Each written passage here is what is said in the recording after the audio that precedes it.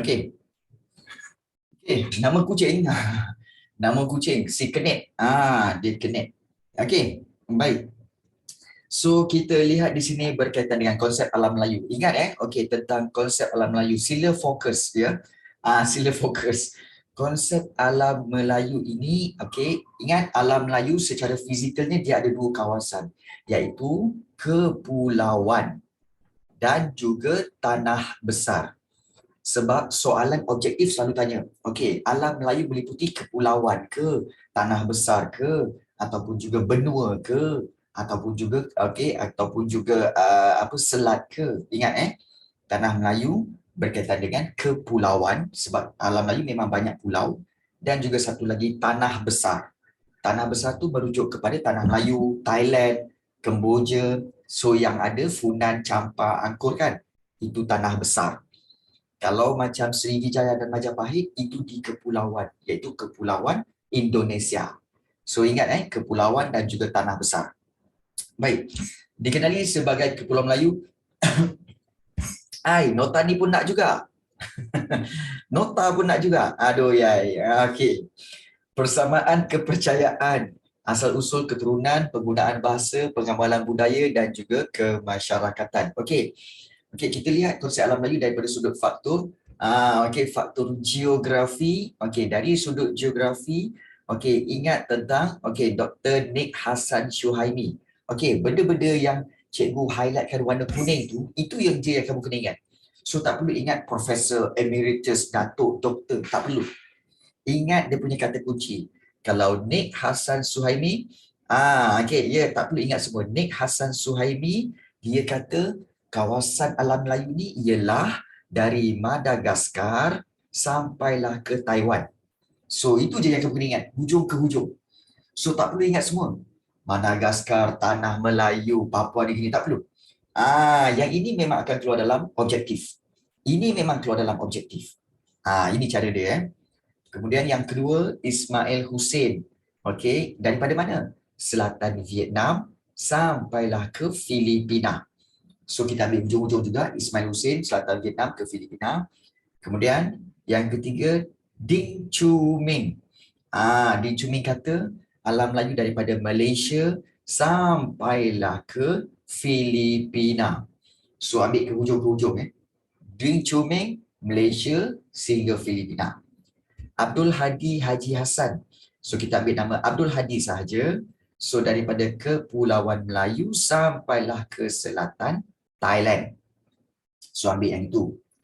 Begitu juga Alfred Russel Wallace. Dia kata tanah Melayu sampailah ke Papua New Guinea, itulah itulah kawasan alam Melayu. So ada berapa orang? Ada 5 orang Nick Hassan Suhaimi, Ismail Hussein, Ding Chu Ming, Abdul Hadi dan juga Alfred Russel Wallace. Dan kawasan-kawasan dia, Nick Hassan Suhaimi, Madagaskar ke Taiwan, Ismail Hussein, selatan Vietnam, Filipina, Ding Chu Ming, Malaysia sampai Filipina, Abdul Hadi Haji Hassan, Kepulauan Melayu sampai ke Thailand, dan Alfred Russel Wallace daripada Tanah Melayu sampailah ke Papua New Guinea. Itu faktor geografi. Faktor bahasa pula ada 2 orang saja, ada 3 orang dan faktor bahasa meliputi 2 orang, iaitu Asmah Haji Omar dan juga Sultan Takdir Alis Jabana. Asmah Haji Omar kata, faktor bahasa. Kepulauan alam Melayu ni ada bahasa yang serumpun. Contohnya yang inilah. Kalau dalam BM 4, kalau Jawa 4, kalau di Brunei 4, kalau di Tagalog Filipina iaitu 4, Kadazan Dusun tu 4 dan Melanau itu 4. Macam tu. So yang ini sebenarnya kalau keluar pun keluar dalam soalan objektif. Dan itu daripada persamaan bahasa. Asmah Haji Omar kata bahasa sama, bahasa serumpun. Sultan Takdir Alis Jabana kata, bahasa Melayu ni tersebar luas kerana sifat orang Melayu yang gemar belayar. Dan ini telah mengembangkan bahasa Melayu. Itu satu. Satu lagi, kerana sifat bahasa Melayu ni yang mudah dipelajari, membolehkannya diterima di alam Melayu. So ingat yang itu. Itu kata-kata Sultan Takdir Ali Jahbana. Itu faktor bahasa. Faktor budaya pula iaitu Datuk Abdul Aziz Deraman. Okey, dia kata budaya di alam Melayu ni berkembang. Okey, ada beberapa budaya ya. Seperti ada beberapa kepandaian seperti pembuatan gangsa, seni mempertahankan diri dan nilai-nilai serumpun di alam Melayu seperti nilai gotong royong. So itu Datuk Abdul Aziz Deraman. Okey, dia kata tentang pembuatan gangsa, seni mempertahankan diri dan juga nilai-nilai serumpun. Itu persamaan budaya. Baik. So, di sini kita teruskan dengan inilah dia. Senarai apa cikgu? Saya tak faham. Tentang apa? Nota ni tentang apa? Tentang bab 1. Tentang bab 1. Semua yang kamu belajar tentang bab 1. Yang ini iaitu tentang apa? Tentang konsep alam Melayu. Alam Melayu dari segi geografi. Yang ini alam Melayu dari segi geografi. Kemudian alam Melayu dari segi faktor bahasa. Dan satu lagi alam Melayu dari faktor budaya. So, konsep alam Melayu ni perlu dilihat daripada 3 perkara. Iaitu geografi, iaitu kawasan. Kemudian yang kedua dari segi bahasa. Dan yang ketiga dari segi budaya. Maknanya, alam Melayu ni ada persamaan.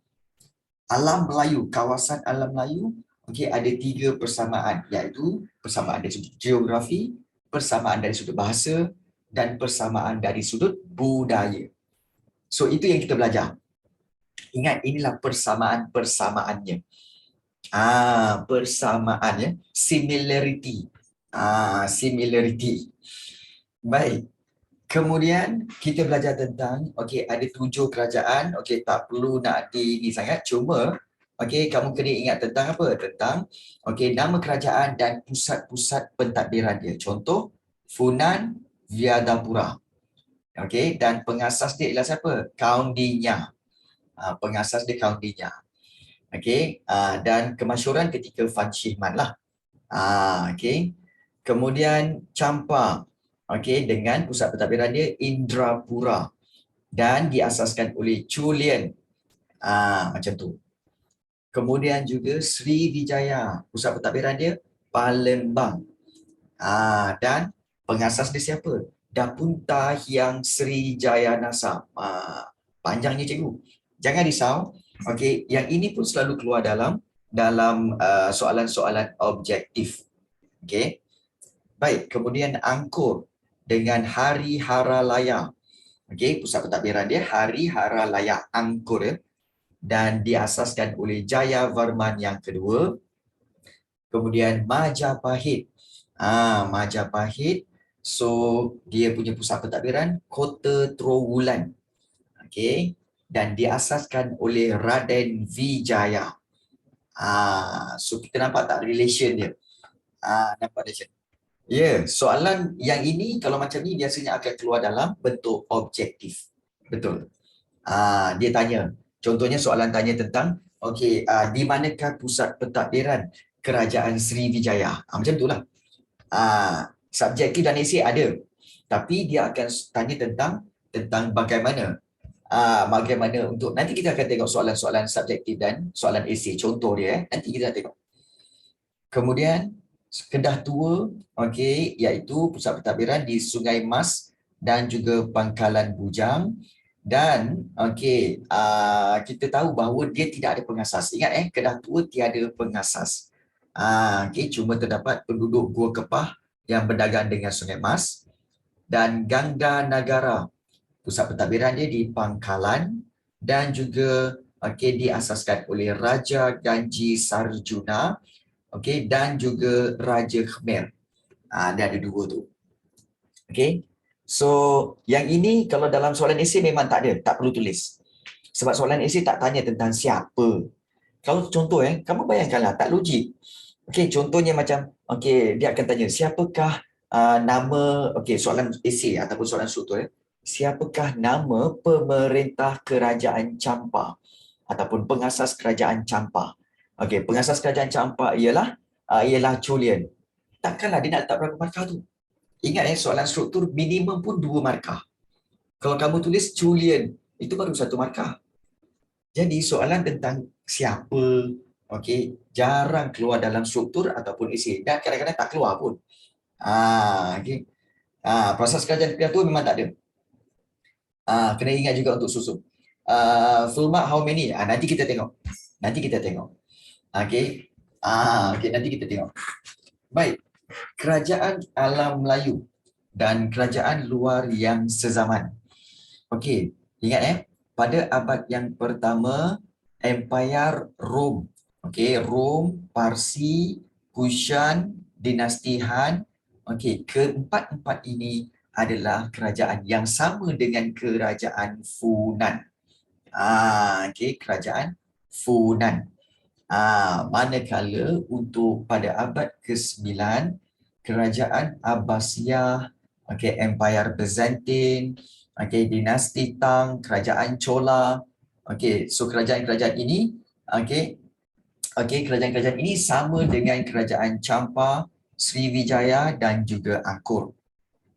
Manakala, okey, abad ke-14, okey, Empire Mongol, okey, dan kerajaan Turki Uthmania serta Kesultanan Delhi ini juga sama dengan sezaman dengan Champa, Sriwijaya dan juga Majapahit. Okey, Majapahit. Okey, baik. Kemudian, okey, hubungan perdagangan kerana apa? Kerana adanya terdapatnya kedudukan strategik dan kekayaan hasil bumi. Okey, dan hubungan keagamaan, okey, kita tahu bahawa ada agama Hindu, Buddha dan Islam. Ingat kebanyakan okey, hubungan keagamaan, okey, kerana apa? Kerana peranan pedagang. Macam mana agama ni boleh sampai ke alam Melayu? Kerana peranan pedagang, okey, peranan tentera dan golongan Brahmin. Kalau Buddha, kena ingat peranan Asoka dan juga pemerintah Empire Maurya, okey, dan juga telah menyebar dan telah menghantar sami-sami Buddha untuk menyebarkan agama Buddha di kerajaan alam Melayu. Dan kalau Islam, okey, kenapa agama Islam boleh tersebar di alam Melayu? Kerana peranan pedagang, pemerintah dan juga pendakwah. So itu hubungan keagamaan. Manakala hubungan-hubungan diplomatik, maknanya hubungan antara kerajaan dengan kerajaan. Tujuan dia untuk mengukuhkan kedudukan kerajaan, okey, dan membuka jalan kepada kegiatan perdagangan. Okey, contohnya, okey, hubungan kerajaan-kerajaan alam Melayu dengan kerajaan Cina. Okey, contohnya Funan.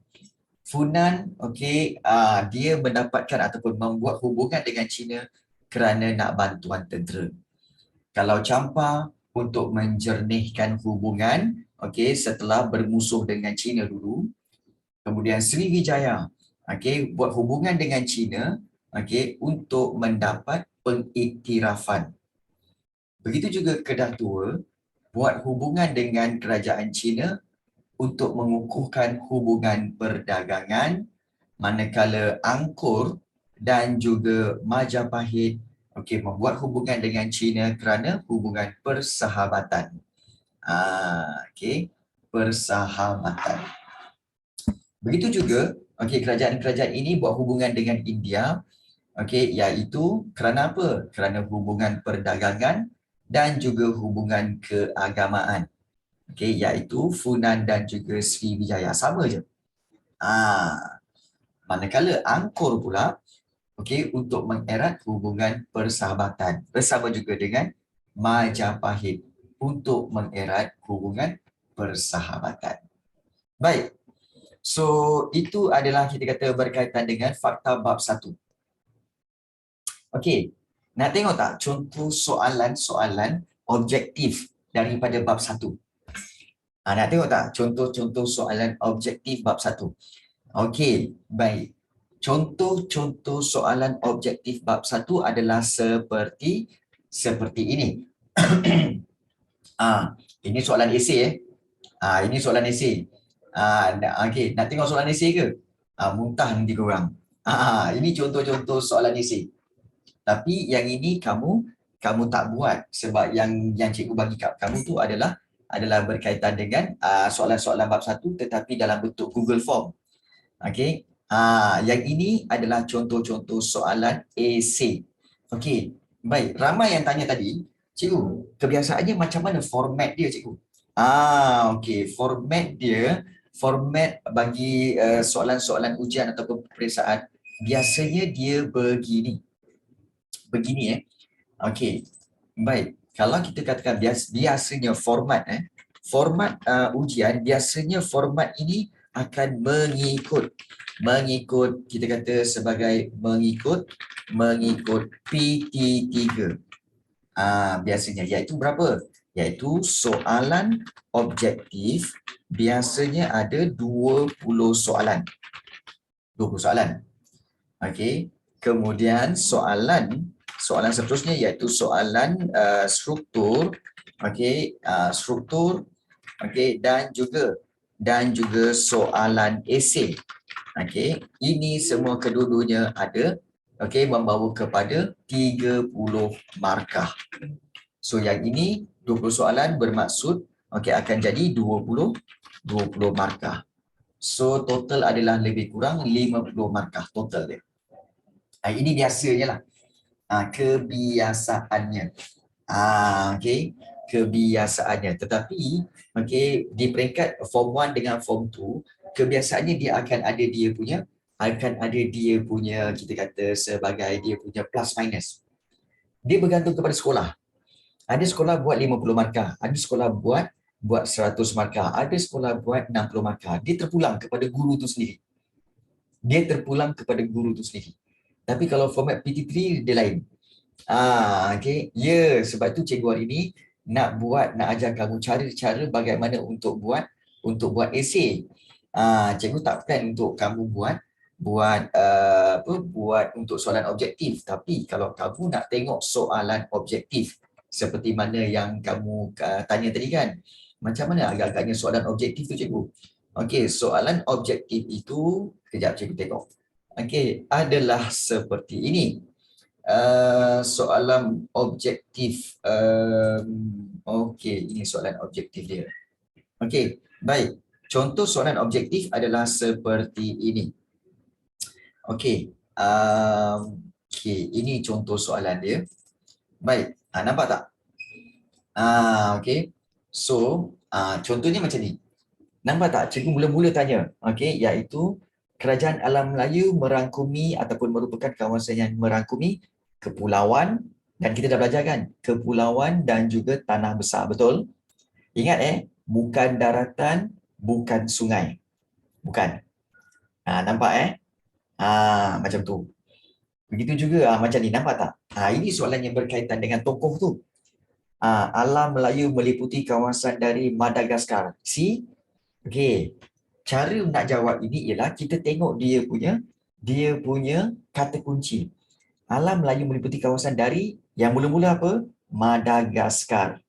Sampai ke mana? Sampai ke Taiwan. Kan cikgu dah ajar tadi, kalau daripada Madagaskar sampai ke Taiwan, siapakah dia? Dia adalah Nik Hassan Syuhaimi. That's why kita boleh tengok jawapannya adalah A. You see? So kita tak perlu ingat semua. Kita ingat yang depan, yang hujung. Supaya kita boleh tahu, oh ini sebab apa kau kata Nik Hassan Syuhaimi? Kerana mula-mula Madagaskar, last kali Taiwan. Ini memang Hassan Syuhaimi. Macam tu. Ini memudahkan. So tak perlu nak ingat semua. Tak perlu nak ingat semua. So itu cara dia. Okey. Yang ini sebenarnya iaitu berkaitan dengan ilmu alam Melayu dan juga sebab saya nak buat latihan. Okey, baik. Korang nak ke? Nak ke buat latihan ni? Yang ini kamu kena print lah sikit. Kena print lah, boleh? Boleh nak Okey, baik. Kalau boleh print, nanti cikgu akan uploadkan soalan-soalan ini. Okey, soalan-soalan ini supaya kamu kena buat, kena print nota lain, so tak apa. Okey, baik. So, sila buat latihan berkaitan ini ya. Okey. cara penyebaran agama Hindu di alam Melayu. Ini pun cikgu dah bagi tahu tadi kan. Iaitu cara penyebaran agama Hindu adalah melalui peranan tentera dan juga golongan Brahmin. Boleh share dalam WhatsApp, boleh. Tapi mungkin cikgu rasa cikgu tak share dalam grup WhatsApp kot. Sebab cikgu nak share dalam Google Classroom. Cikgu akan upload dalam Google Classroom supaya kamu semua boleh download dan juga kamu boleh Google Classroom susah. Kenapa Google Classroom susah? Google Classroom tak susah lah. Kenapa Google Classroom susah? Peliknya. Tiba-tiba jadi pelik. Macam mana Google Classroom boleh susah? Susah confused cikgu kejap. Susah baik. Tak apa. Baik. So, senang sebab semua kat situ. Betul, lagi senang, betul. Berapa soalan yang perlu dipilih? Berapa soalan yang perlu dipilih? Untuk soalan itu paling penting untuk soalan esei ataupun struktur, pilih soalan struktur tak ada pilihan. Soalan esei kebiasaannya kamu kena pilih dua. Kena pilih dua. Jadi kat situ kamu kena pilih yang paling senang untuk kamu jawab. Yang paling senang untuk kamu jawab. Itu penting. Itu lebih penting.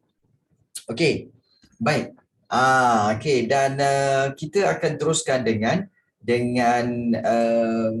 soalan-soalan esei daripada bab 1. Sekarang ni cikgu tengok latihan esei daripada bab 1. Ramai tak yang hantar? Sekejap cikgu tengok. Sebab takut ramai yang tak hantar. Sebab takut ramai yang tak hantar. Tapi cikgu tahu memang ramai yang tak hantar pun sebenarnya. Ramai yang tak buat lagi. Ramai yang tak buat lagi. Tak salah pun. Baru 4 orang aja. Baru 4 orang je yang hantar. Sebab ramai yang kata tak tahu macam nak buat kan. Baik. Baik. So kita lihat di sini. Baik. Saya buat bab 1 tapi tak ingat nak buat bab 1. It's okay, tak ada masalah. So kita pergi pada bab 1 dulu. Inilah dia bab 1.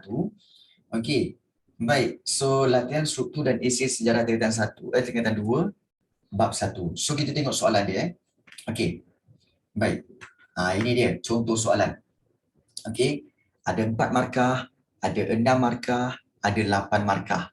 Ini tak ikut format tapi cikgu sengaja berikan 4, 6 dan juga 8 markah. Cikgu, macam mana nak jawab soalan esei macam ni cikgu? Baik, bagus.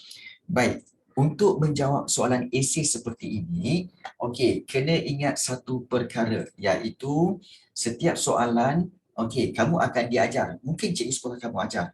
Setiap soalan esei atau struktur mesti ada fakta. Betul? Kemudian mesti ada huraian. Betul? Kemudian mesti ada contoh. Dan satu lagi mesti ada inference ataupun juga kesimpulan. Kesimpulan. Baik. Sebenarnya, untuk memudahkan kamu, sebenarnya format ini setiap markah ni, fakta ni, kalau kamu beri satu fakta dapat satu markah. Markah. Kemudian begitu juga huraian, kamu akan dapat satu markah. Kemudian kalau contoh dapat satu markah. Kemudian inference, kesimpulan dapat satu markah. Betul? Ini cara dia. Ini cara asal sebenarnya. Baik. Katakanlah kamu nak buat soalan tadi dan soalan tu soalan esei dia nak bagi 4 markah. Ya betul. Kalau satu fakta, satu markah lah. Satu markah. So, total 4 markah. So kalau soalan esei 4 markah, satu soalan esei tu 4 markah, jadi senang untuk kamu buat semuanya. So, kamu beri satu fakta, satu fakta, kemudian satu huraian, kemudian satu contoh, dan juga satu inference. Maka bila kamu buat macam ni, kamu akan mudah dapat berapa? Total akan dapat akan dapat 4 markah. But the problem is, okay, sebagai contoh kita ambil soalan tadi, okay, iaitu soalan tadi yang ini okay, so kita ambil soalan ini, kerajaan Kedah Tua, okay, 4 markah. Okay, so macam mana nak jawab soalan ni cikgu? Okay, let's say lah kita buat jawab soalan ini okay, baik. Kerajaan Kedah Tua dan Sriwijaya okay, merupakan antara kerajaan awal di alam Melayu yang masyhur. Apakah faktor yang menyebabkan penduduk kerajaan tersebut menjadi lemah akhirnya? Okay, soalan nombor 1 ni. Baik, so kamu pun fikir, okay, fakta dia, saya tahu satu faktor saja. Apa faktor dia asasi? Apa yang kamu tahu? Okay, sekarang aku tahu faktor dia. Okay, fakta dia, kenapa dia lemah? Kerana serangan daripada tentera Chola. Okey, itu serangan daripada tentera Chola. The problem is okey, itu fakta. Huraian dia kamu boleh elaborate. Okey, dengan serangan ini telah menyebabkan Sriwijaya menjadi lemah dan telah ditakluk oleh tentera Chola. Okay. So boleh je, tak ada masalah. Lemah dan telah ditakluk oleh tentera Chola. Itu adalah huraian. Tapi bila tang contoh kamu nak cari contoh apa? Kemudian kalau kamu nak buat inference, kesimpulan apa yang kamu nak buat? Betul tak? Problem tak kat sini? Nak buat contoh apa? Nak buat inference apa? Tak ada idea. Betul tak? Betul Zahra Sofia. Tak ada idea. Apa aku nak buat lagi contoh dengan inference ni? You see? Jadi, macam mana nak selesaikan perkara ini? Okey, mudah saja. Iaitu abaikan contoh dan inference ini.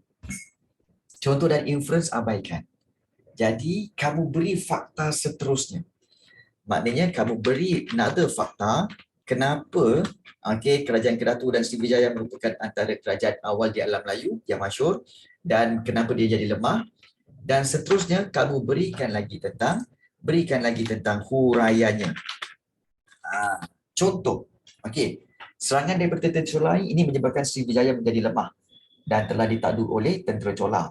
Manakala satu lagi fakta yang kamu boleh beri iaitu tentang Kedah Tua. Kenapa Kedah Tua menjadi lemah?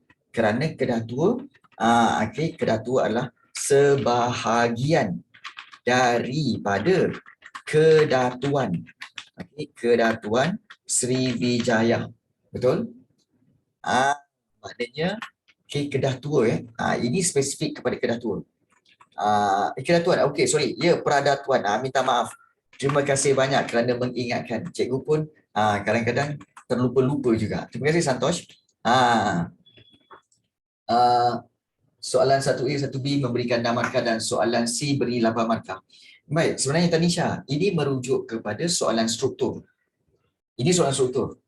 Soalan struktur biasanya 10 markah. So dimula dengan 4. Kadang-kadang dia ada 2. Kemudian 4 dan 4. So yang ini untuk menjawab soalan 4 markah. Kemudian ada juga soalan, kalau soalan esei dia berikan 6 markah pun ada juga. Di sini kita nak belajar tentang how to, bagaimana menjawab. Baik. So kita lihat bahawa fakta, kita kata bahawa Kedah Tua. Kedah Tua adalah sebahagian daripada peradatuan Sriwijaya, iaitu di bawah pengaruh Sriwijaya. Maka dengan itu huraian dia, maka kita kata apabila Sriwijaya ditakluk oleh tentera Chola. Tentera Chola. So kita kata maka Kedah Tua juga jatuh ke tangan kerajaan ataupun tentera Chola. So jatuhlah. So di sini kita telah memenuhi satu fakta, satu huraian, satu lagi fakta dan satu lagi huraian. Kita dapat berapa? 4 markah. So itu cara dia. Kemudian mungkin ada yang bertanya, cikgu, macam mana nak jawab? Macam mana nak jawab ni cikgu? Okey, ingat nak jawab soalan struktur atau esei perlu kepada ayat penuh. Jangan main point. So macam mana nak jawab cikgu? Okey, macam nak jawab? Mesti jawab penuh, iaitu dengan cara bagaimana? Okey, kita akan mulakan dengan ambil daripada ayat soalan, iaitu ambil daripada ini. Okey, apakah faktor yang menyebabkan kedua-dua kerajaan tersebut menjadi lemah? So ambil yang ini. Faktor yang menyebabkan kedua-dua kerajaan tersebut menjadi lemah adalah dia begitu. Ambil daripada situ. Ambil daripada ayat soalan. So kalau macam cikgu akan buat okey, iaitu faktor okey yang menyebabkan kedua-dua kerajaan okey menjadi lemah kerana macam tu. So bermula dari situ. Kerana apa? Okey, kerana serangan tentera Chola. Okay. Ingat, okey, jawapan tak perlu panjang-panjang. Keep it simple. Keep it pendek-pendek. Walaupun kamu rasa macam, cikgu boleh dapat markah ke? Apa pula tak boleh? Serangan tentera Chola tu dah bagi satu markah. Sebab dia fakta. Okey. Jadi, Sriwijaya. Kita buat huraian dia. Okey. Iaitu Sriwijaya. Okey, menjadi lemah dan ditakluk. Okey, dan telah ditakluk. So telah ditakluk okey oleh tentera Chola. Titik. Markah kedua. Seterusnya sambung lagi. If got fakta, huraian, contoh and kesimpulan but not write in an essay, how many marks? Kalau dapat 4 markah, kamu kena tolak kepada 1 atau 2 markah. Ingat kalau kamu tak tulis dalam bentuk esei, akan ditolak markah. Yes, itu memang ada. Itu memang ada. Sebab itu kamu memang kena buat ayat. Jangan tak buat ayat. Kalau kamu tak buat ayat, kamu akan ditolak markah. Serius, ini serius. So, praktis daripada sekarang untuk buat ayat. Paling tinggi berapa? Kalau soalan esei biasanya 8 markah. 8 markah okey. Baik. Kemudian yes, if ada fakta, huraian, contoh dan kesimpulan but then kamu tak ikut format. Ingat ingat ini format ni sampai ke SPM. Format ni bukan semata-mata form 2. Sejarah form 1, form 2, form 3, form 4, form 5 semua kena buat dalam bentuk ayat.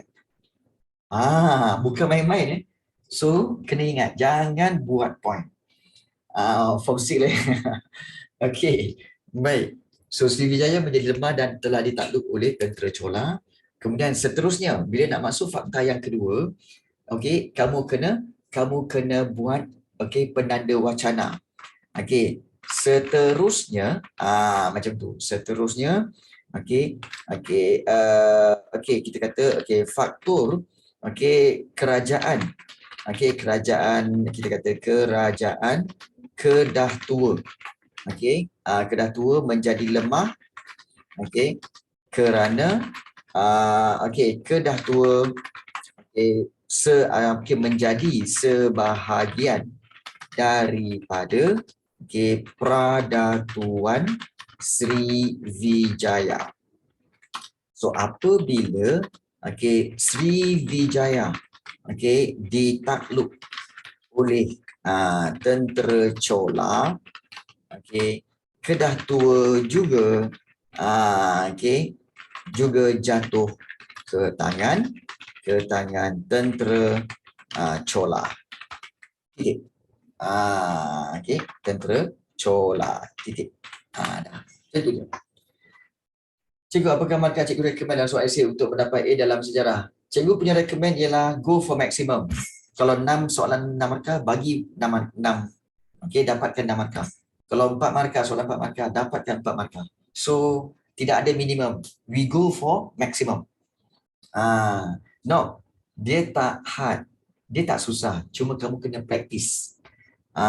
Cikgu kalau fakta ada 3, huraian, Ada satu, ada tiga fakta, ada tiga huraian, tapi ada satu tak apa kan? Boleh. Okey, tak ada masalah. Boleh. Okey. Ya, ada soalan kebat. Ya, betul. So, ini adalah merujuk kepada 4 markah. Okey, ingat buat dalam bentuk ayat. Pertama sekali buat dalam bentuk ayat. So, my suggestion is never use contoh dan juga inference. My suggestion is tak perlu cari contoh dan inference. No need. Apa yang kamu kena buat hanya cari fakta dan huraian sebab itu paling mudah. So kalau 4 markah, sama juga. Sama juga. Soalan kebat pun sama juga. 4 markah, 2 fakta, 2 huraian. Cikgu, Ya. kalau skor B boleh ke? Kalau skor B, B. B bahagian B macam mana? Dekat tak. Skor macam B. Macam, so skor B macam mana? Okey. Macam mana? Macam mana? Okey. I don't know, but then, sebenarnya, cikgu tak pernah pun plan untuk kamu dapat B. Sebab bagi cikgu, untuk apa dapat B? We go for the best. We go for the best. Kita beri yang terbaik. But then, belum tentu kamu dapat A, betul tak? Belum tentu kamu dapat A. Tetapi kita berikan yang terbaik. Kalau kita dah buat semua, kita dah bagi, kalau 4 markah, kita bagi 4 poin. Kemudian kalau soalan tu 6 markah, kita bagi 6 poin. But then mungkin ada salah satu sikit-sikit sana, sikit sini salah kan? At least kita berikan the best. Kita berikan yang the best. So, cikgu bukan kata apa, kalau kamu buat dengan cikgu mesti dapat A. Tak. Tetapi, cikgu nak kamu berikan yang the best. Untuk soalan objektif, untuk soalan struktur, untuk soalan esei. Berikan yang the best. So the rest, sama ada dapat A ke B ke C, itu terpulang kepada cikgu tu sendiri dan dia menandanya. So, jangan tanya, cikgu, macam mana dapat B? Mungkin akan ada yang tanya, cikgu, macam mana dapat B dan dapat C? Dan cikgu, macam mana dapat D? Dan macam mana dapat E? Itu soalan tu tak perlu. You just fikir tentang bagaimana kita nak beri yang the best. So jangan fikir beri ini latihan iaitu bagaimana nak memberikan yang the best dalam exam. Boleh faham? Kan? Sebab bagi cikgu, kita buat apa-apa pun, kita mesti berikan yang terbaik. Mesti beri yang terbaik.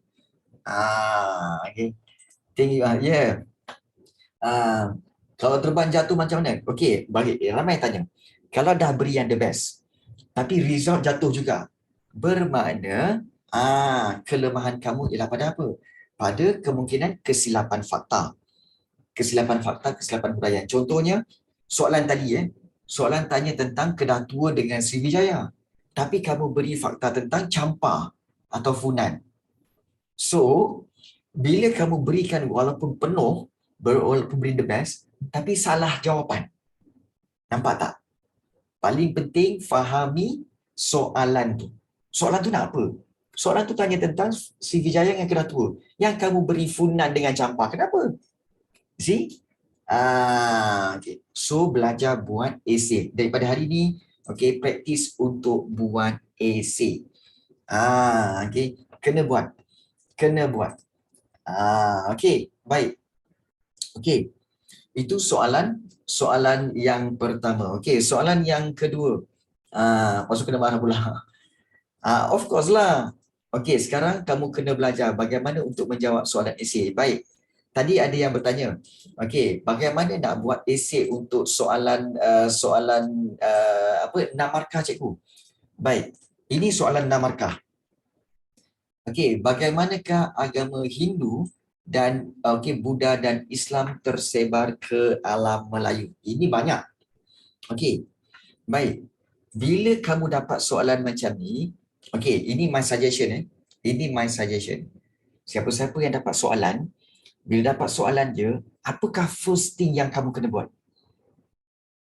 first thing yang kamu kena buat?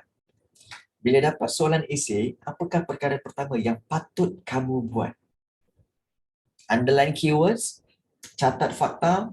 Okey, baik. Sebenarnya, bila kamu dapat soalan ini, kamu terus pertama sekali, ingat okey, bukan.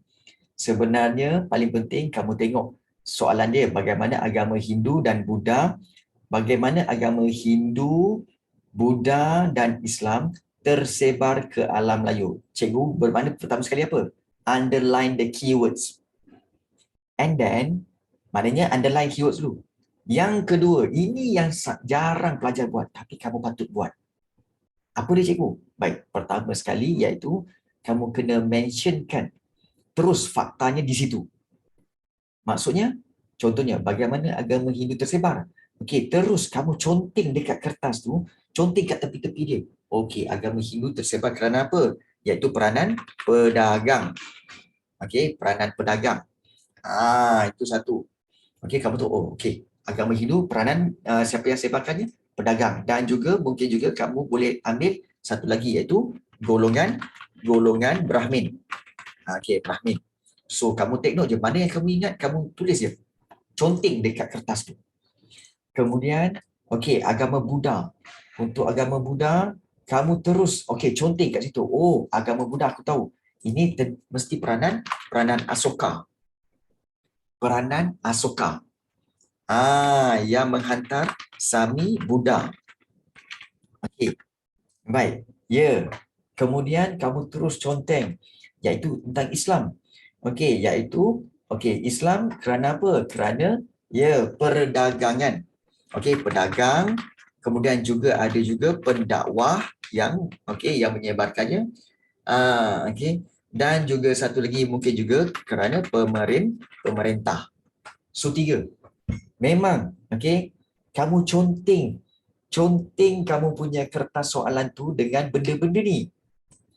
Kenapa kena conteng cikgu? Sebab bila kamu conteng macam ni, nampak tak cikgu conteng ni kan? Bila kamu conteng macam ni, kemudian baru kamu mula ayat jawapan. Okey, bagaimana agama Hindu, Buddha dan Islam tersebar ke alam Melayu? Kamu mulakan ayat iaitu agama Hindu tersebar ke alam Melayu. Kerana nampak tak? So, bila kamu buat macam ni, kamu boleh refer kepada kamu punya contengan ni. Bayangkan kalau kamu tak conteng. Kalau kamu tak conteng, tak letakkan kat situ, kamu lupa. Kamu mudah lupa. Iaitu bila kamu buat ayat tentang agama Hindu. Okey, buat ayat agama Hindu, kemudian kan titik. Kemudian kamu dah buat ayat untuk agama Buddha pula. Fakta apa tadi Alamak, lupa lah. Alah, Buddha tadi apa Alamak. Kemudian bagi Islam apa yang tadi Itu buang masa. Sebab itu kamu kena buat apa? Conteng di soalan itu fakta-fakta yang kamu dapat. Terus tulis. Supaya kamu tak lupa. Siapa pernah buat? Siapa pernah buat macam tu? Tak pernah buat Sila buat. Masa mana boleh buang, masa boleh habis. Dia boleh habis. So buat cara yang cikgu ajar ini. Okey? Iaitu cara dia bagaimana? Iaitu caranya adalah dengan tak perlu underline pakai highlighter, tak perlu. Just pakai pen terus sebab kita nak cepat. Ingat kita nak cepat. Jadi penting untuk kamu baca. Okey. Contohnya, bila kamu dah dapat ini, agama Hindu tersebar ke alam Melayu kerana apa? Kerana peranan, iaitu peranan golongan pedagang. Golongan pedagang dan juga golongan Brahmin. So di sini dah membawa kepada satu markah. Dah membawa kepada satu markah. So huraikan dia. Golongan ini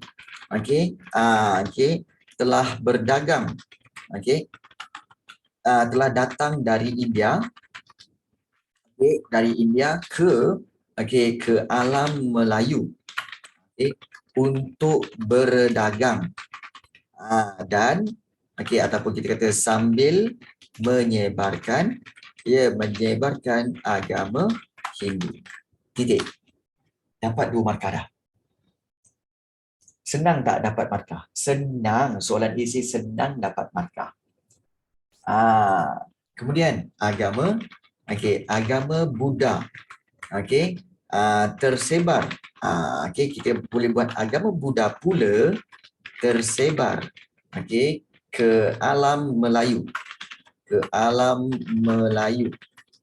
Kerana peranan Maharaja Asoka daripada empayar kerajaan ataupun empayar dinasti Maurya. Titik. Situ dah membawa satu lagi markah. Nampak tak? Asoka telah mengarahkan Sami Buddha untuk datang ke alam Melayu bagi menyebarkan agama Buddha. Titik. Nampak tak? Another 2 markah lagi. Dah berapa dah ni? 4 dah. Maknanya, perlu tak contoh dengan inference? Tak perlu dah. Fakta huraian. Fakta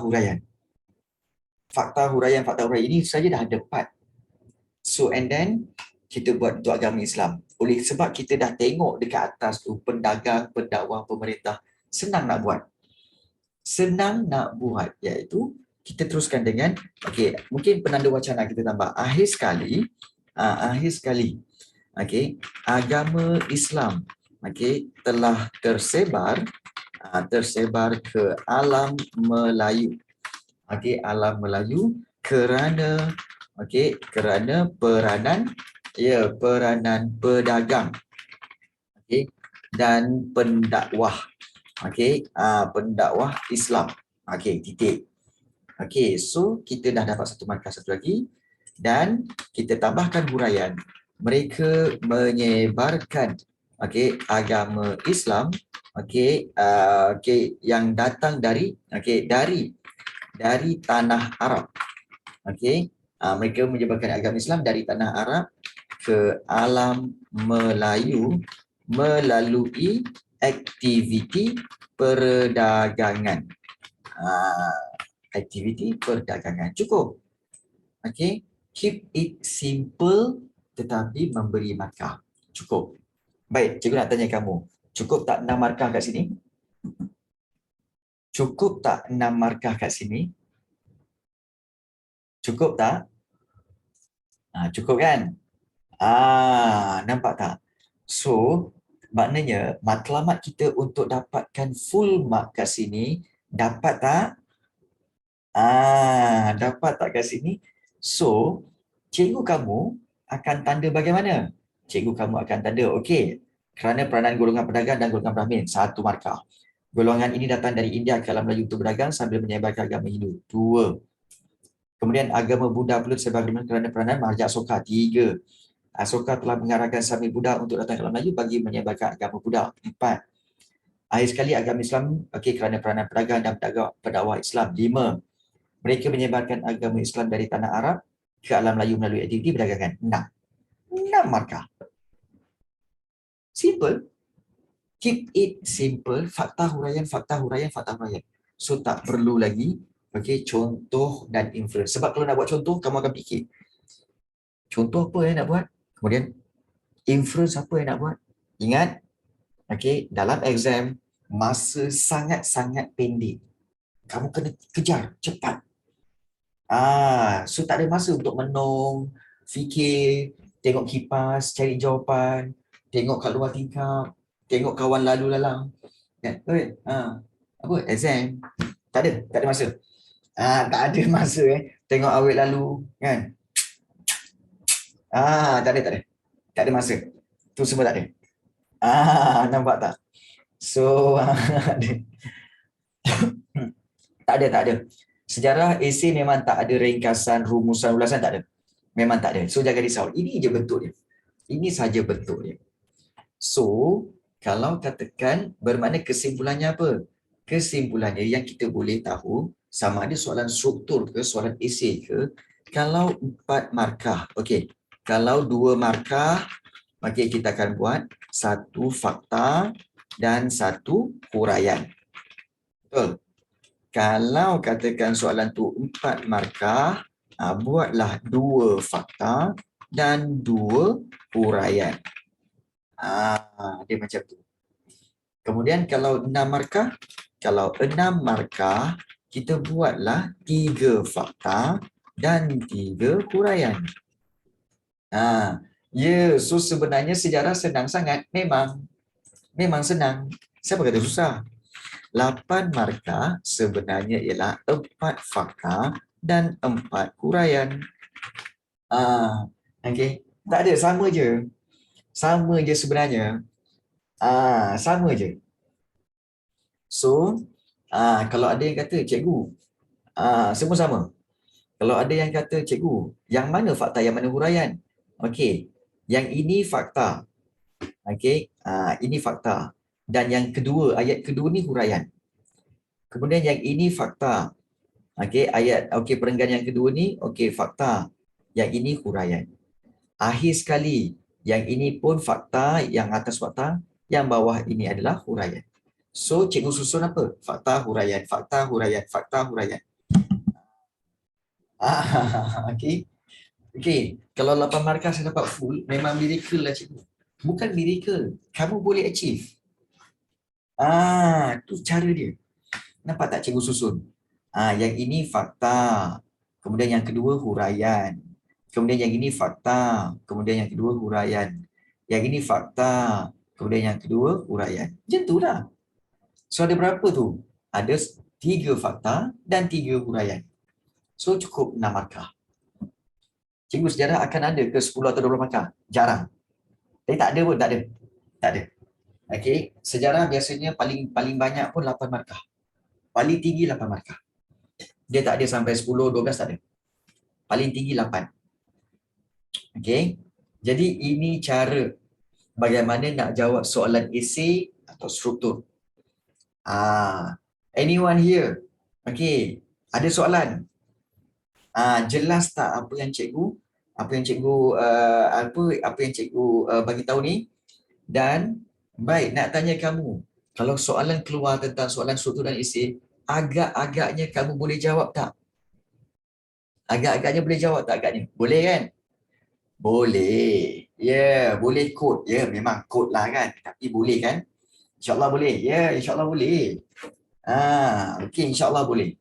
So, itu penting. Yang penting kamu tahu teknik dia. Ramai orang, dia takut nak jawab sebab dia tak tahu cara macam mana. Saya tak reti ya cikgu. Sekarang kita dah ajar macam mana cara nak buat. Baik. Okey. Sebagai kalau kita lihat soalan seterusnya. Okey, mungkin ada tanya, cikgu soalan kebat macam mana? Contohnya macam ni. Apakah nilai-nilai yang patut diamalkan oleh masyarakat Malaysia untuk menjadikan Malaysia sebuah negara yang masyhur di mata dunia? Ambil engkau 8 markah. 8 markah ni cikgu. Macam mana nak buat ni cikgu? 8 markah ni. Okey. Macam mana kita nak jawab soalan yang 8 markah ni? Baik. Untuk 8 markah, okey, kita akan buat begini. Okey, nilai-nilai yang patut diamalkan oleh masyarakat Malaysia untuk menjadikan Malaysia sebuah negara yang masyhur di mata dunia. Ingat bahawa soalan kebat ni boleh jadi macam-macam. Tapi soalan kebat kamu mesti jawab ikut kehendak soalan. Maknanya soalan tu nak apa? Iaitu apakah nilai-nilai? Maknanya nilai-nilai murni. Nilai-nilai murni. Nilai murni tu apa? Nilai-nilai murni. Baik hati, pemurah, suka bersedekah ataupun berbuat baik, menghormati orang tua, bersopan santun. Banyak. Itu nilai-nilai. Itu nilai-nilai. Baik, ia bekerjasama dan sebagainya. Nilai-nilai yang patut diamalkan oleh masyarakat Malaysia untuk menjadikan Malaysia sebuah negara yang masyhur di mata dunia. Maksudnya untuk menjadikan Malaysia famous di mata dunia. Apakah nilai-nilai yang patut diamalkan oleh masyarakat Malaysia untuk menjadikan Malaysia sebuah negara yang masyhur, yang famous di mata dunia? Banyak. Dia tak ada satu format yang fix. Banyak. Contohnya apa? Okey, so tengok 8 markah. Bila kamu tengok je markah, 8 markah ni cikgu. 8 markah, kamu kena terus plan. Apa plan kamu? Aku nak buat 4 fakta dan juga nak buat 4 huraian. Terus plan. 4 fakta, 4 huraian. Plan macam tu. Okay. So, dah buat, dah plan 4 fakta dan 4 huraian, baru kamu plan, apakah fakta yang aku nak bagi ni? Terus kamu conteng fakta dia. Apakah fakta yang kamu nak beri? Okey, so fakta yang kamu nak beri macam-macam. Okey, antaranya kamu nak beri apa? Perlunya, nilai yang patut diamalkan oleh masyarakat Malaysia, iaitu bekerjasama. Betul? Nilai bekerjasama. Tapi bekerjasama dalam bidang apa? Bekerjasama untuk apa? Untuk bekerjasama untuk mempertahankan mempertahankan negara. Mempertahankan negara daripada penjajahan. Itu satu. Bekerjasama mempertahankan negara daripada penjajahan. Itu nilai yang patut diamalkan. Nilai yang kedua. Patriotisme. Patriotisme iaitu semangat semangat cinta akan negara. So bila ada semangat cinta akan negara, maka kamu akan berusaha untuk mempertahankan negara. So maknanya kembali kepada yang pertama tu. Kemudian yang kedua, saling hormat menghormati. Saling menghormati. Satu sama lain. Supaya dapat elakkan perselisihan faham. Perselisihan. Dan juga seterusnya. Kita ada bekerjasama, patriotism, saling hormat menghormati, untuk mengeratkan hubungan. Dan satu lagi nilai yang patut diamalkan, iaitu meningkatkan. Maknanya kita kata apa nilai? Iaitu berusaha untuk meningkatkan ilmu pengetahuan.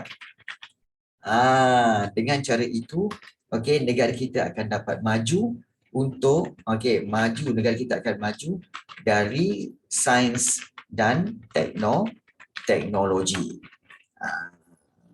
Maju dari segi sains dan juga teknologi. So 4 markah, 4 fakta kat situ. So ini 1, kemudian yang ini 2, kemudian yang ini 3, elakkan perselisihan, dan yang ini 4. So ada 4 fakta. Dan dalam kurungan tu adalah huraian dia. Kenapa sejarah perlu salin esei? Mana ada perlu salin? Perlu buat esei lah. Perlu buat esei. So, nampak tak? Bekerjasama mempertahankan negara, patriotism, saling menghormati satu sama lain, dan elakkan perselisihan serta berusaha meningkatkan ilmu pengetahuan. So, apa huraian dia cikgu? Daripada sini baru buat huraian. Mempertahankan negara daripada penjajahan, itu huraian. Patriotism, semangat cinta akan negara, so berusaha mempertahankan negara, itu huraian. Saling menghormati satu sama lain di antara semua kaum. Untuk apa? Untuk elakkan perselisihan, itu huraian. Berusaha meningkatkan ilmu pengetahuan, supaya negara kita maju dari sudut sains dan juga teknologi, itu huraian. Berusaha meningkatkan ilmu pengetahuan, itu fakta. Nampak tak? Itu cara dia. Yang ini fakta, yang ini huraian. Yang ini fakta, yang ini huraian. Yang ini fakta, dan yang ini huraian. So yang ini adalah fakta dan ini adalah huraian. Nampak tak? Jadi dengan itu, sebab apa dia tanya apa? Nilai-nilai. So inilah dia nilai-nilainya. Fakta ni nilai-nilai. Ni nilai-nilai. Kan? Dan yang belakang tu adalah huraiannya. So, mudah kan? Senang sebenarnya. Kalau kamu dapat buat semua. Cuma, macam mana nak mula cikgu? Okay. Mula daripada ayat soalan. Always mula daripada ayat soalan. Nilai-nilai yang patut diamalkan oleh masyarakat Malaysia untuk menjadikan Malaysia sebuah negara yang masyhur adalah ada begitu. Adalah apa? Baik. Okey. Oleh kerana anda semua, kita sempat nak tengok soalan apa bab 1 je sebenarnya. Tapi cikgu telah berikan satu tips. Maknanya cikgu telah beri tips bagaimana untuk menjawab. Tak ada. Okey, tak ada. Yang sebelah. Baik. So, okey, cikgu nak minta kamu jawab soalan ini boleh? Soalan mana cikgu? Cikgu nak kamu jawab soalan ini, soalan ini, okey, dan soalan ini kamu jawab dalam Zoom chat. 8 markah ni dalam Zoom chat. Sila buat ayat jawapan, okey, dengan menggunakan fakta dan huraian yang telah cikgu berikan ini dan jawab dalam Zoom chat. Kamu bina ayat dalam Zoom chat. Cikgu nak tengok bagaimana kamu membina ayat. Boleh tak? So, cikgu beri masa dalam 10 minit. 10 minit untuk jawab soalan 8 markah ni. Ya, dan send personal kepada cikgu. Okay. Tak nampak soalan? Bukan, nampak tak soalan ni? Ni soalan dengan jawapan semua ni. Okey, boleh tak?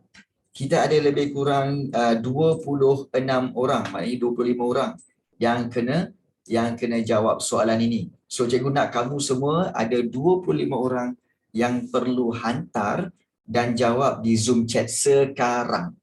Sekarang. Sekarang sekarang. Sila jawab sekarang. Untuk apa? Untuk kamu. Okey. Sila jawab sekarang.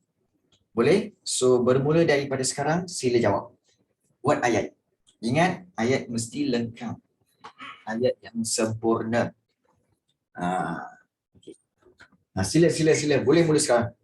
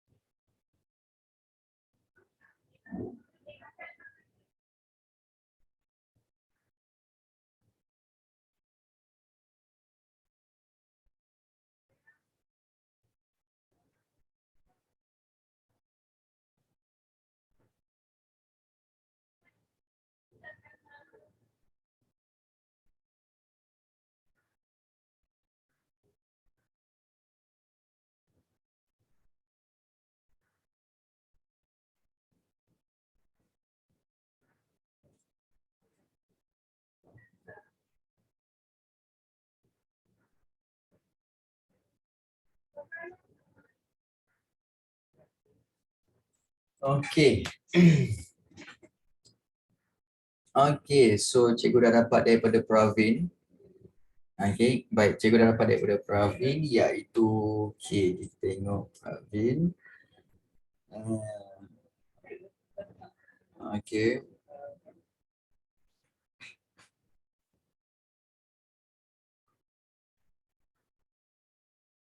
Okey. Terangkan negara. Okey, submission. Okey. Okey.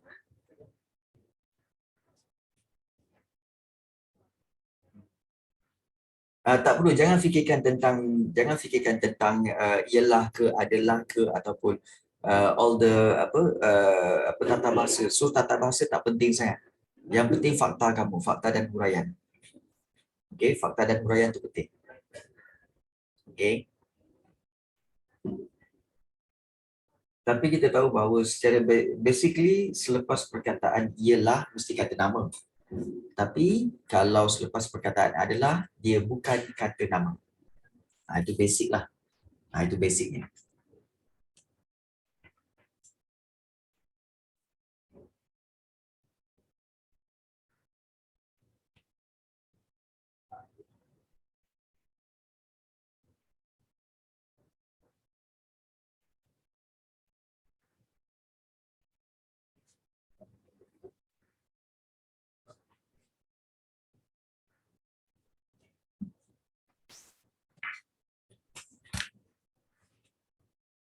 Siapa yang tak boleh, siapa yang tak hantar, tak boleh log out. Maknanya tak boleh balik. Siapa yang tak hantar, tak boleh balik. Kena hantar. Okey, baik Zara Sofia. Okey, kita bekerjasama pada pekerjaan. Okey, bagus. 2 markah. Okey, baik, bagus. 2 markah lagi, 4 markah. Okey. Okey.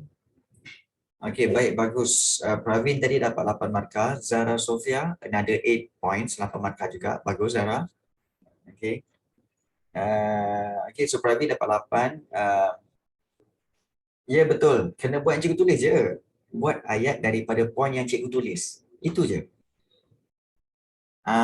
Buat satu fakta, satu ayat fakta, kemudian buat satu ayat huraian, kemudian buat ayat fakta yang kedua, buat ayat huraian yang kedua. Macam itulah. Okey, buat ayat fakta yang ketiga, buat huraian yang ketiga, kemudian buat ayat fakta yang keempat, kemudian buat ayat huraian yang keempat. Macam tu je. Macam tu je. Senang je sebenarnya. Okey, kita dah ada 2 orang yang dah hantar. Okey, dan kedua-duanya mendapat 8 markah penuh. Baik, bagus Pravin dan juga Zara Sofia. Okey, kita masih tunggu yang lain-lain. Ingat, yang lain-lain sila hantar. Tak hantar tak boleh balik. Tak hantar tak boleh balik. Macamlah belajar dekat center je.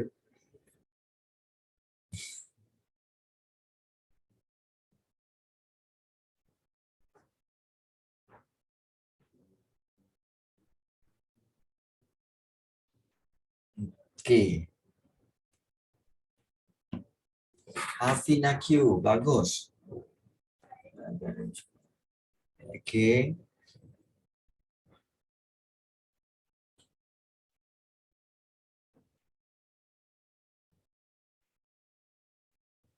Okey.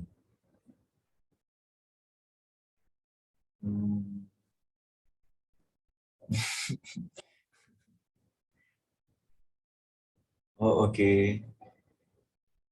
Okey, Anci. Okey. 2.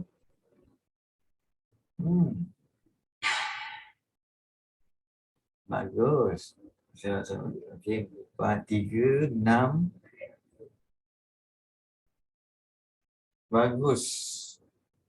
Okey, Anci. Okey, 8 markah. Bagus, Anci. Terbaik. Terbaik. Itu yang kita nak. Okay. Baik. So bagaimana dengan yang lain-lain? Okey, Hafin Aq. Hafin Aq, okey. Sebenarnya ayat, okey mungkin semua orang dah baca nilai-nilai seperti bekerjasama boleh diamalkan oleh masyarakat Malaysia. Nilai-nilai seperti bekerjasama tu sebenarnya ayat tu tak lengkap.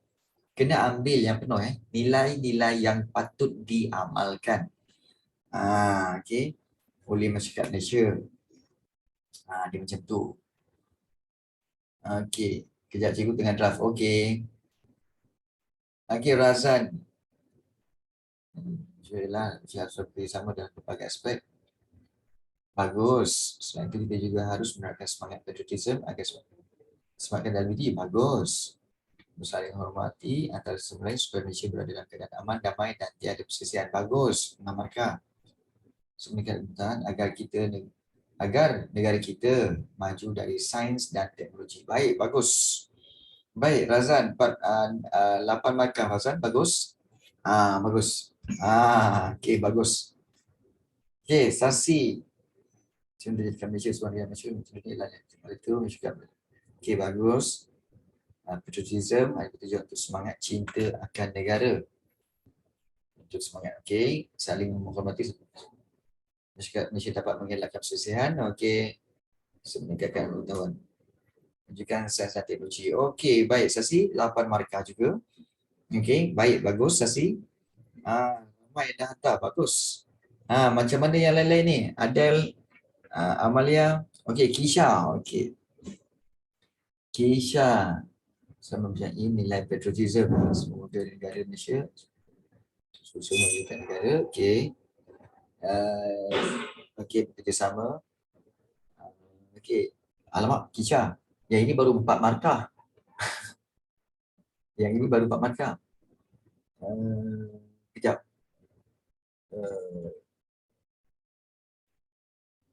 Okey, 5 lah, 5 markah lah. Maksimum boleh pergi 5 markah. Kisha. Soalan dah bagi 8 tu. Okey, sama. Okey. Okey, baik, bagus. Ain Zulaikha, 2. Okey. Okey, baik, 4. Okey, untuk mengelakkan perselisihan. Okey, 6. Okey, so 8. Bagus. Bagus. Santosh Das. Okey. Mesti dapat. Okey, baik, bagus. Okey.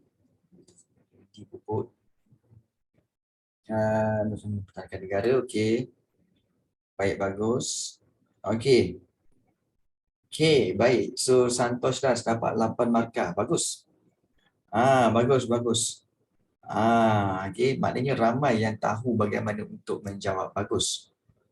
Okey. So bagaimana yang lain-lain? Arisa, Danish Lutfi, Lily, Nur Insyira, Nurul Hana,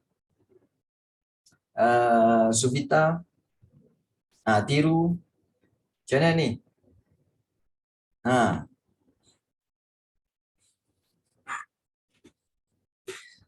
Okey, baik, kita tengok.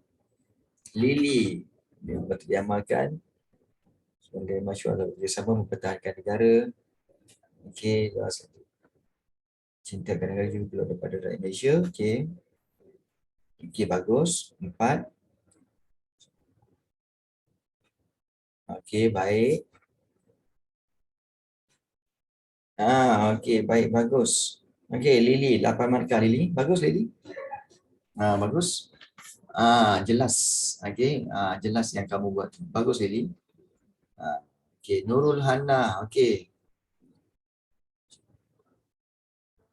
Okey, baik. Okey. Okey, baik. 4. Okey, 6. Okey, baik. 8. Baik, bagus Nurul Hana. 8 markah juga. Ramai yang boleh buat ya. Tak susah pun sebenarnya. Okey, tak susah pun sebenarnya. Okey, baik. So, memandangkan ni, okey, kamu semua, okey, kita pun dah sampai ke okey. Okey, manakah kita dah sampai ke penghujung kelas. Okey, ni. Okey, seandainya. Okey. Okey, sekiranya kamu nak menjawab soalan-soalan itu ada dalam Google Form dalam bab 1. So kamu boleh isikan jawapan itu di dalam bab 1. Okey, dalam soalan-soalan bab 1 itu. Okey, dan jangan lupa cikgu akan kongsikan soalan-soalan, okey, soalan-soalan objektif dalam Google Classroom yang mana kamu boleh download untuk dapatkannya. Okey, untuk persediaan kamu dalam peperiksaan. Okey. So, kita jumpa lagi pada esok untuk kelas geografi. Take care guys. Kita jumpa lagi. Okey, Assalamualaikum dan bye-bye cikgu. Bye, cikgu. Okey, bye. Okey. Bye. Terima kasih cikgu. Okey, sama-sama. Bye. Okey, Danish Lutfi. Okey, bye. Google Classroom. Okay, so Amy. Okay, it's okay, Amy. Danish Lutfi nak Google Classroom Okay, Google Classroom. Okay, sekejap Okay, Google Classroom. Okay, Google Classroom cikgu. Sekejap. Tingkatan 2.